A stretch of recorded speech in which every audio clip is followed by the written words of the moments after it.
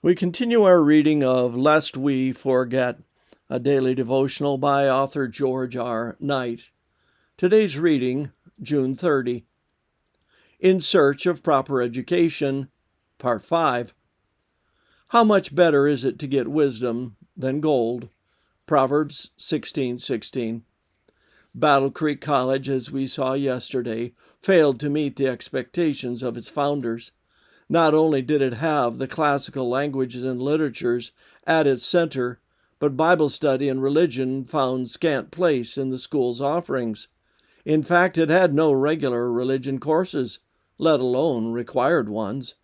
While it is true that Uriah Smith hobbled over on his one real leg to provide some dusty elective lectures on Bible prophecy, it appears that he didn't have a large number of takers. The college catalogs advertise that there is nothing in the course of study or in the rules and practices of discipline that is the least denominational or sectarian.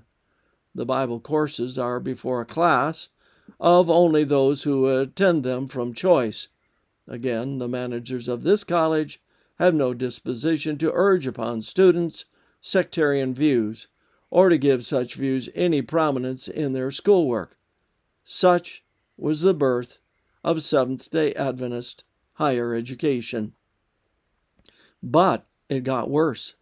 Brownsberger resigned in 1881, and the school replaced him with Alexander McLaren, who arrived in Battle Creek with the advantage of having an exalted Doctor of Divinity degree, but the disadvantage of not being an Adventist or of being a recent convert. Brownsberger may not have understood the needs of a genuinely Adventist education, but McLaren didn't even understand Adventism. He may have been an excellent academic, but under his leadership things went from bad to worse.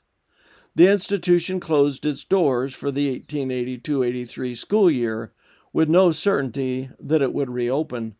So much of the first attempt at Adventist higher education. One of the Battle Creek newspapers characterized the Adventist debacle as the West End Circus. It was into the mess of the McLaren leadership that Ellen White waded with a testimony entitled Our College, a paper read in College Hall in December 1881, before the combined ecclesiastical and educational leadership of the denomination, and she didn't mince any words. There is danger, she began, that our college will be turned away from its original design. 5 Testimonies, page 21. The sad history can teach us something important. It is all too easy for us to think that the church has run continually downhill from its founding. Not so. The church has always had problems. It always will. But God didn't give up on it. That's the way He is. He works with less than perfect people and less than ideal institutions, and God continues on even after we are willing to give up. This concludes our reading today of Lest We Forget.